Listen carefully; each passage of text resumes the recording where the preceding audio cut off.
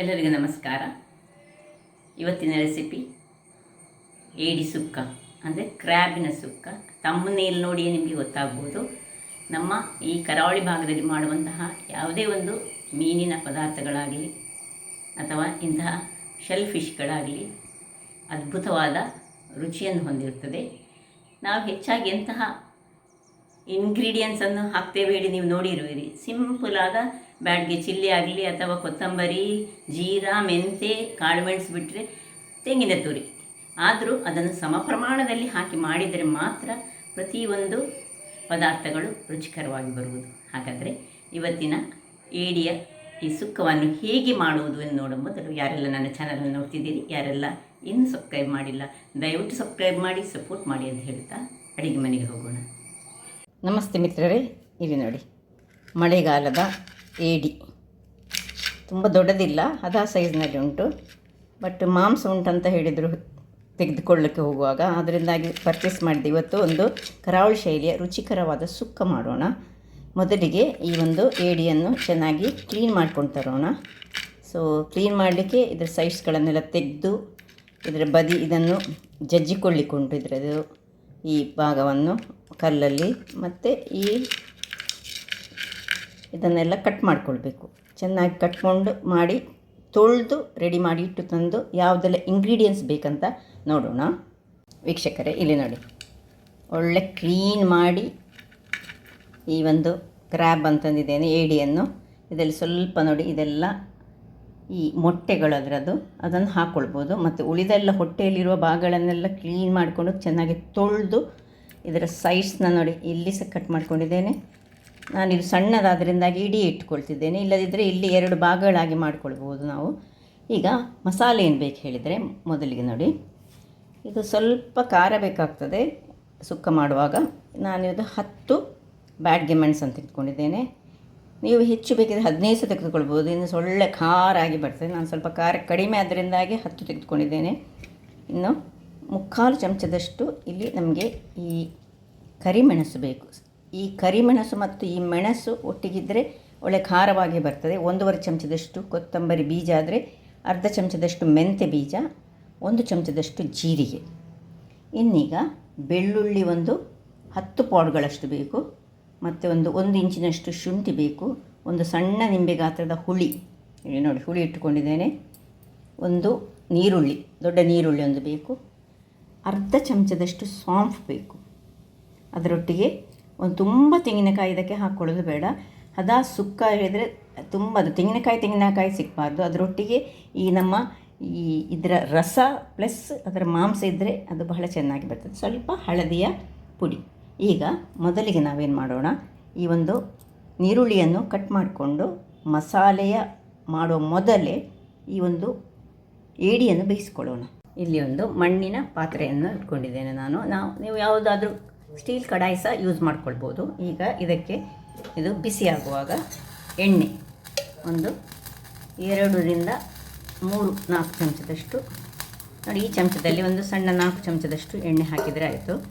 ತುಂಬ ಎಣ್ಣೆ ಏನು ಬೇಕಂತಿಲ್ಲ. ಒಂದು ಅರ್ಧ ನೀರುಳ್ಳಿಯನ್ನು ಇಷ್ಟು ಸಣ್ಣದಾಗಿ ಹೆಚ್ಚಿಕೊಂಡದ್ದು, ಅರ್ಧ ಕೆಜಿಗೆ ಅರ್ಧ ನೀರುಳ್ಳಿ ಸಾಕು. ಅದರೊಟ್ಟಿಗೆ ಜಜ್ಜಿದಂತಹ 4 ಬೆಳ್ಳುಳ್ಳಿ ಹಾಕ್ಕೊಂಡು ಇದನ್ನು ಸ್ವಲ್ಪ ಚೆನ್ನಾಗಿ ಹುರಿಯೋಣ. ಇನ್ನು ಅದರೊಟ್ಟಿಗೆ ಕರಿಬೇವಿನ ಸೊಪ್ಪನ್ನು ಸಣ್ಣದಾಗಿ ಸ್ವಲ್ಪ ಹೆಚ್ಚಿಟ್ಟುಕೊಂಡು ಹಾಕೊಳ್ಳೋಣ. ಒಳ್ಳೆ ಘಮ ಬರ್ತದೆ. ಇದು ಆಪ್ಷನಲ್, ಬೇಡದಿದ್ದರೆ ನೀವು ಸ್ಕಿಪ್ ಮಾಡ್ಬೋದು, ಆದರೆ ಆರೋಗ್ಯಕ್ಕೆ ಸಹ ಒಳ್ಳೆಯದು ಮತ್ತು ಅದರೊಟ್ಟಿಗೆ ಪರಿಮಳವನ್ನು ಸಹ ಕೊಡ್ತದೆ. ಸ್ವಲ್ಪ ಹೀಗೆ ಅದು ಚೆನ್ನಾಗಿ ಕಾಯಲಿ. ವೀಕ್ಷಕರೇ ನೋಡಿ, ಈ ರೀತಿ ಇಷ್ಟು ಕಾಯುವಾಗ ಈಗ ಏನು ನಾವು ಮಾಡಿಟ್ಟುಕೊಂಡಿದ್ದೇವೆ ಇದನ್ನು ಇದಕ್ಕೆ ಹಾಕೊಳ್ಳೋಣ.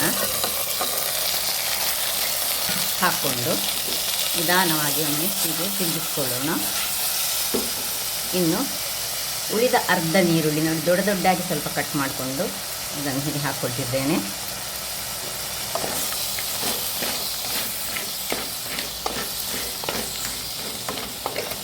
ಇನ್ನು ಸ್ವಲ್ಪ ಉಪ್ಪನ್ನು ಹಾಕ್ಕೊಳ್ತಿದ್ದೇನೆ. ಉಪ್ಪನ್ನು ಹಾಕ್ಕೊಂಡು ಇದನ್ನು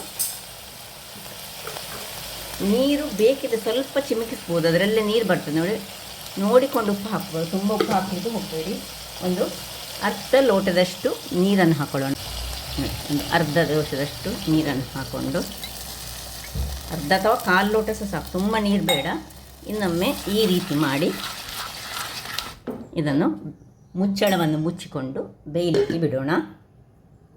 ಇದು ಇಲ್ಲಿ ಬೇಯ್ತಾ ಇರುವಾಗ ನಾವೀಗ ಮಸಾಲೆ ರೆಡಿ ಮಾಡೋಣ. ಅದಕ್ಕೊಂದು ಕಬ್ಬಿಣದ ಬಾಣಲೆಯನ್ನು ಇಟ್ಕೊಳ್ತೇನೆ.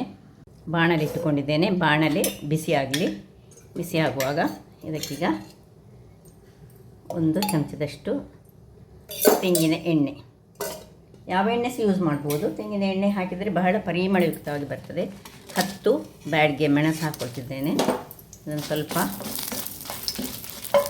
ಚೂರು ಉಬ್ಬುವರೆಗೆ ಹುರಿದುಕೊಳ್ಳೋಣ. ಇನ್ನು 3/4 ಚಮಚದಷ್ಟು ಕರಿಮೆಣಸು, ಇನ್ನು ಉಳಿದದ್ದು ಮೆಂತೆ, ಜೀರಾ ಹಾಗೂ ಕೊತ್ತಂಬರಿ ಬೀಜಗಳು. ಎಷ್ಟು ಅಳತೆ ಅಂತ ಆಗಲೇ ಹೇಳಿದ್ದೇನೆ, ಎಷ್ಟೆಷ್ಟು ಬೇಕು ಹೇಳಿ.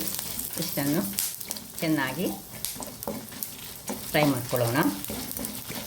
ಈಗ ಒಂದು ತುಂಡು ಅಂದರೆ ಜಜ್ಜಿಟ್ಟಂತಹ ಶುಂಠಿ ಹಾಕ್ಕೊಳ್ತಿದ್ದೇನೆ.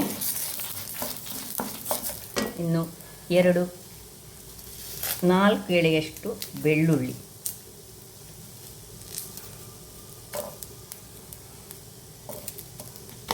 ಶುಂಠಿ ಅಂತ ಜಜ್ಜಿಟ್ಟು ಹಾಕಿದರೆ ಗ್ರೈಂಡ್ ಮಾಡುವಾಗ ಒಳ್ಳೆಯದಾಗ್ತದೆ. ಒಳ್ಳೆ ಘಮ ಬರೋ ತನಕ ಹುರ್ಕೊಳ್ಳೋಣ. ಈಗ ಅರ್ಧ ಚಮಚದಷ್ಟು ಸೋಂಪಲ್ಲಿ ಒಂದು ಪಿಂಚ್ ಆಫ್ ಸೋಂಪನ್ನು ಇದಕ್ಕೆ ಹಾಕ್ಕೊಳ್ತಿದ್ದೇನೆ. ನೋಡಿ, ನಾವು ತೆಗೆದುಕೊಂಡದೇ ಒಂದು ಅರ್ಧ ಚಮಚ, ಅದರಲ್ಲಿ ಒಂದು ಪಿಂಚನ್ನು ಇದಕ್ಕೆ ಹಾಕ್ಕೊಂಡ್ರೆ ಆಯಿತು. ಹಾಕ್ಕೊಂಡು ಈಗ ಅದಕ್ಕೆ ಇನ್ನು ಯಾವ ಸಾಮಗ್ರಿಗಳನ್ನು ಹಾಕ್ಕೊಳ್ಳಿಕ್ಕಿಲ್ಲ. ಆಯಿತು, ಈಗ ಅದನ್ನು ಆಫ್ ಮಾಡಿಕೊಂಡು ಇದನ್ನು ಒಂದು ಪ್ಲೇಟಿಗೆ ಟ್ರಾನ್ಸ್ಫರ್ ಮಾಡೋಣ. ಈಗ ಇದರಲ್ಲಿ ತೆಂಗಿನ ತುರಿಯನ್ನು ಫ್ರೈ ಮಾಡ್ಕೊಳ್ಳೋಣ.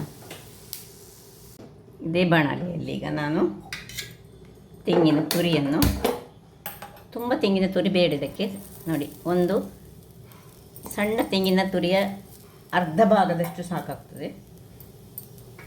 ತುಂಬ ಹಾಕಿದರೆ ಈ ಕ್ರ್ಯಾಬಿನ ಟೇಸ್ಟ್ ನಮಗೆ ಸಿಕ್ಕುವುದಿಲ್ಲ. ಅದಕ್ಕೋಸ್ಕರ ಸ್ವಲ್ಪ ಇದನ್ನೀಗ ಫ್ರೈ ಮಾಡುವಾಗ ಇದಕ್ಕೆ ಹಳದಿಯ ಪುಡಿ, ಒಂದು ಚೂರು ಹಳದಿಯ ಪುಡಿ ಹಾಕ್ಕೊಂಡು ಇದನ್ನು ಫ್ರೈ ಮಾಡೋಣ. ಅಲ್ಲಿ ಈಗ ಏಡಿ ಸಹ ಬೆಂದಾಯಿತು. ಈಗ ನಾನು ತೋರಿಸ್ತೇನೆ. ಈಗ ಮೊದಲಿಗೆ ಇದನ್ನು ಸ್ವಲ್ಪ ಫ್ರೈ ಮಾಡಿಕೊಂಡು ಚೆನ್ನಾಗಿ ಆಫ್ ಮಾಡ್ಕೊಳ್ತಿದ್ದೇನೆ. ವೀಕ್ಷಕರೇ, ಇಲ್ಲಿ ನೋಡಿ, ಇದು ಒಳ್ಳೆ ಬೇಯ್ತಾ ಬರ್ತಾ ಉಂಟು. ಈಗ ಇದಕ್ಕೆ ಒಂದು ಅರ್ಧ ಇಂಚಿನಷ್ಟು, ಆಗ ಅರ್ಧ ಇಂಚನ್ನು ನಾವು ಮಸಾಲೆಗೆ ಹಾಕ್ಕೊಂಡಿದ್ದೇವೆ. ಶುಂಠಿಯನ್ನು ಇಷ್ಟು ಸಣ್ಣದಾಗಿ ಹೆಚ್ಚಿಟ್ಕೊಂಡು ಹಾಕ್ಕೊಳ್ಬೇಕು. ಮತ್ತು ನಿಮ್ಮ ಹತ್ರ ಕೊತ್ತಂಬರಿ ಸೊಪ್ಪು ಇದ್ದರೆ ಅದರ ದಂಟಿನ ಒಟ್ಟಿಗೆ ದಂಟು ಸಹ ಹಾಕ್ಕೊಳ್ಳಿ, ಒಳ್ಳೆ ಪರಿಮಳವನ್ನು ಕೊಡ್ತದೆ ಅದು. ಸೊ ಇಷ್ಟನ್ನು ಹಾಕಿ ಒಮ್ಮೆ ಚೆನ್ನಾಗಿ ತಿರುಗಿಸ್ಕೊಳ್ಳೋಣ. ಈಗ ತಿರುಗಿಸೋದು ಹೇಳಿದರೆ ಹೀಗೆ ತಿರುಗಿಸ್ಕೊಳ್ಬೇಕು ನಾವು, ಇಲ್ಲದಿದ್ದರೆ ಅದು ಸ್ವಲ್ಪ ಹುಡಿಯಾಗೂ ಆಗ್ತದೆ. ನೀರು ನೋಡಿ, ನಾವು ಕಾಲು ಹಾಕಿದ್ದು ಅಷ್ಟೇ ಇದರಲ್ಲಿ ಉಂಟು. ಒಳ್ಳೆ ಬೆಂದು ರೆಡಿ ಆಗ್ತಾ ಉಂಟು. ಈಗ ಇದನ್ನು ಪುನಃ ಮುಚ್ಚಿಟ್ಟುಕೊಂಡು ಈ ತಣ್ಣಗಾದ ಮಸಾಲೆಯನ್ನು ನಾವು ಗ್ರೈಂಡ್ ಮಾಡಿಕೊಳ್ಳೋಣ. ವೀಕ್ಷಕರೇ ನೋಡಿ, ಮಸಾಲೆ ತಣ್ಣಗಾಗಿದೆ. ಸಣ್ಣ ಮಿಕ್ಸಿ ಜಾರ್ ತೆಗೆದುಕೊಂಡಿದ್ದೇನೆ. ಸುರಿಗೆ ಹುಳಿ ಮತ್ತು ಒಂದು ಸಣ್ಣ ತುಂಡು ನೀರುಳ್ಳಿ, ಇನ್ನು ಬಾಡಿಗೆ ಮೆಣಸು ಮತ್ತು ಈ ಶುಂಠಿ, ಬೆಳ್ಳುಳ್ಳಿ ಏನೆಲ್ಲ ನಾವು ಫ್ರೈ ಮಾಡ್ಕೊಂಡಿದ್ದೇವೆ ಅದನ್ನೆಲ್ಲ ಇದರೊಟ್ಟಿಗೆ ಹಾಕ್ಕೊಂಡು ಇದಕ್ಕೀಗ ಒಂದು 1/4 ಚಮಚದಷ್ಟು ನಾವು ಈ ಹಳದಿ ಅರಶಿನವನ್ನು ಹಾಕ್ಕೊಳ್ಳಿಕ್ಕುಂಟು. ಈ ಮಸಾಲೆ ಮಾಡುವಾಗ ಸಹ ಒಂದು 1/4 ಚಮಚದಷ್ಟು ಅರಶಿನವನ್ನು ಹಾಕ್ಕೊಂಡು ನೀರನ್ನು ಹಾಕಿ ಇಷ್ಟಾಗುವಾಗ ಸ್ವಲ್ಪ ಅರಶಿನವನ್ನು ಹಾಕ್ಕೊಳ್ಳೋಣ. ವೆರಿ ಇಂಪಾರ್ಟೆಂಟ್, ಇಲ್ಲಿ ಒಂದು 1/4 ಚಮಚ ಸಾಕು. ಇನ್ನು ನೀರನ್ನು ಹಾಕ್ಕೊಂಡು ಇದನ್ನು ಒಳ್ಳೆ ಫೈನಾದ ಪೇಸ್ಟ್ ಮಾಡುವ. ಒಂದು 1/4 ಗ್ಲಾಸ್ನಷ್ಟು ನೀರು ಬೇಕು, ಫೈನ್ ಪೇಸ್ಟ್ ಆಗಬೇಕಾದ್ರೆ ಮಾಡಿ ತರ್ತೇನೆ. ವೀಕ್ಷಕರೇ, ಇಲ್ಲಿ ನೋಡಿ, ಮಸಾಲೆ ರೆಡಿಯಾಗಿ ಬಂತು.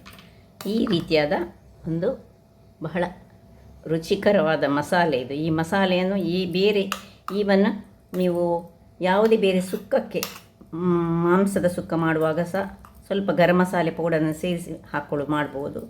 ಅಥವಾ ಕೋಳಿ ಸುಕ್ಕ ಮಾಡುವಾಗ ಸಹ ಇದಕ್ಕೆ ಸ್ವಲ್ಪ ಊರಿನ ಕೋಳಿ ಆದರೆ ಗರಂ ಮಸಾಲೆ ಅಗತ್ಯ ಇಲ್ಲ.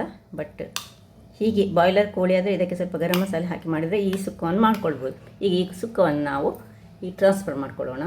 ನೋಡಿ ಇದು ಇಲ್ಲಿ ಬೇಯ್ತಾ ಉಂಟು. ಇದಕ್ಕೀಗ ಟ್ರಾನ್ಸ್ಫರ್ ಮಾಡ್ತಿದ್ದೇನೆ. ಮಾಡಿದ ಮಸಾಲೆಯನ್ನು ಅರ್ಧ ಕೆ.ಜಿಗೆ ಬೇಕಾದಂತಹ ಮಸಾಲೆ ಇದು. ಸೊ ಇದನ್ನು ಸ್ವಲ್ಪ ಹೀಗೆ ತಿರುಗಿಸ್ಕೊಳ್ಳೋಣ.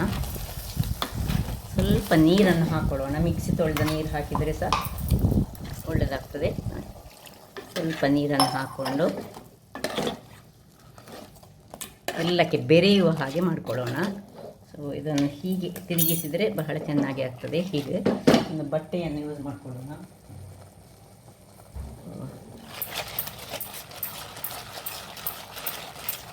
ಈ ರೀತಿ ಮಾಡಿದೆ.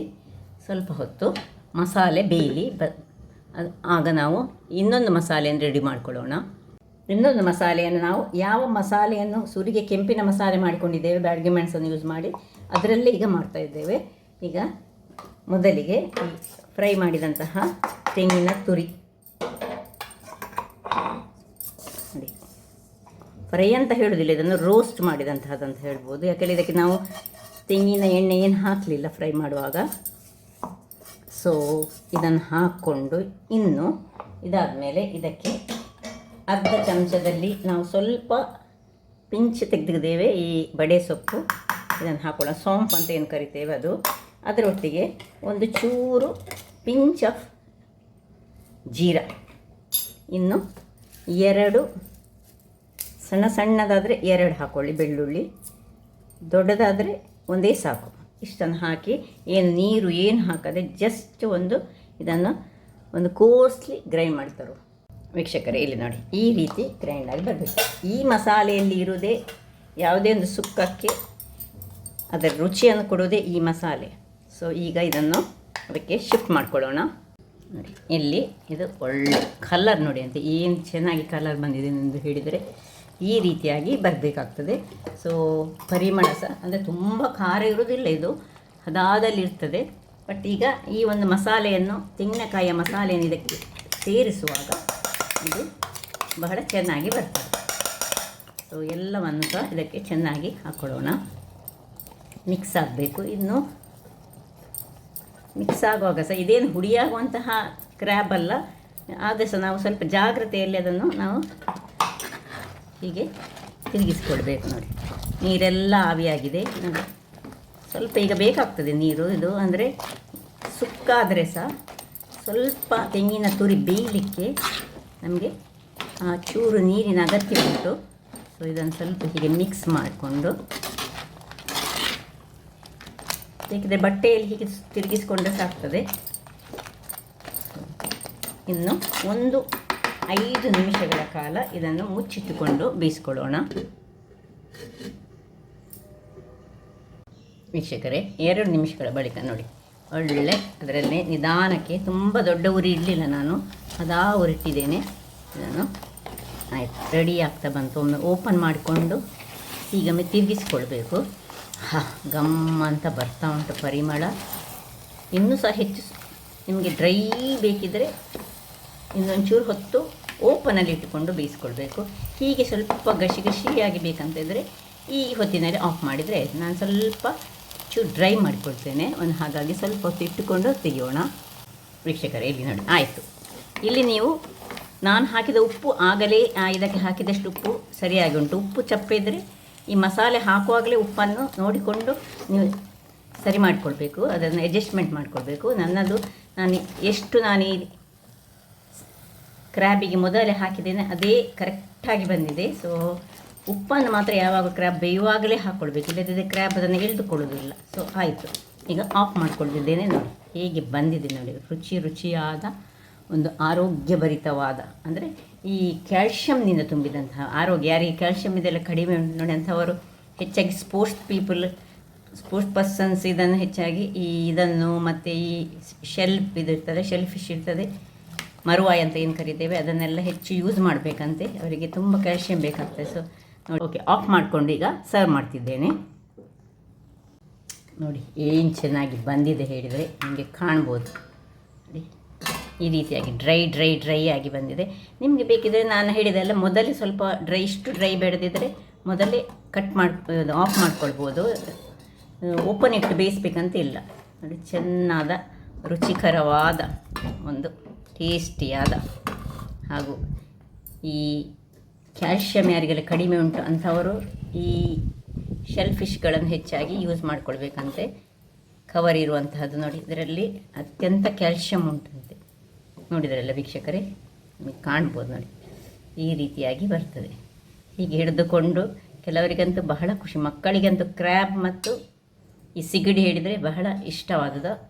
ಹಾಗಾದರೆ ನನ್ನ ಕುಕಿಂಗ್ ಚಾನಲ್ ನಿಮಗೆ ಇಷ್ಟ ಆದರೆ ಬೋಳೂರು ಸುವರ್ಣ ಚಾನಲನ್ನು ಲೈಕ್ ಮಾಡಿ, ಶೇರ್ ಮಾಡಿ ಹಾಗೂ ಸಬ್ಸ್ಕ್ರೈಬ್ ಮಾಡಿ ಹಾಗೂ ನನ್ನ ಇನ್ಸ್ಟಾಗ್ರಾಮ್ ಪೇಜನ್ನು ಫಾಲೋ ಮಾಡಿ. ಧನ್ಯವಾದಗಳು.